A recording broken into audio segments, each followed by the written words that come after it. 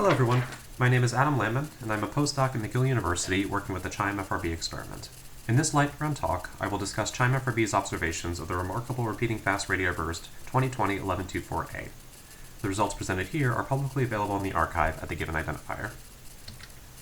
Some quick background. FRB 2020-1124A was first discovered by CHIME FRB on November 24th of 2020. Additional bursts from it were detected over the next few months until near the end of March 2021, when it was seen to enter a phase of high activity.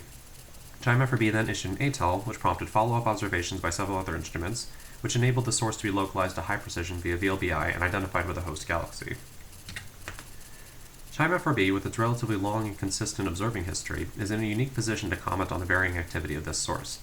This plot shows the per-day exposure time to the direction of the source since CHIME FRB began observing, with the top showing the full range of time, and the bottom zooming in on time since the first detected 2020-1124A event.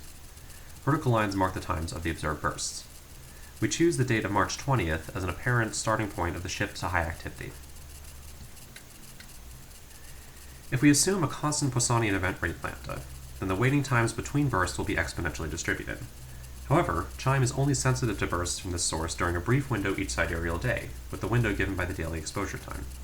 Accounting for the periodic observations of CHIME, then, the distribution assumes this form: exponential in the total exposure time between bursts, given by tau, zeroed for times that aren't close to a multiple of a sidereal day. That exponential gives the distribution of times of a second event given a first event, which we then marginalize over the possible times within the observing window of the first. We can use a Kolmogorov-Smirnov or KS test to check the consistency of observed waiting times with a sampled exponential distribution for a variety of event rates. The null hypothesis of the KS test is that the data are consistent with the sampled exponential distribution, and thus consistent with having a given event rate.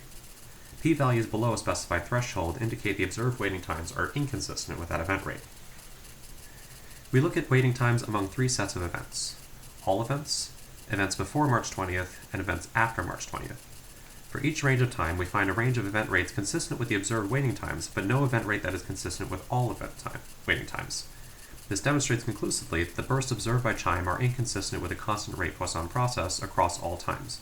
Further, we can set an upper limit on the event rate pre-discovery by considering the waiting time to be the full 1.73 days of total exposure time prior to the first detection. This upper limit is set to comes out to 3.4 events per day at 3 sigma. For the full details of this analysis and our analyses of the burst luminosity and morphology, I encourage everyone to see the preprint on the archive and watch for its pending publication. Thank you very much.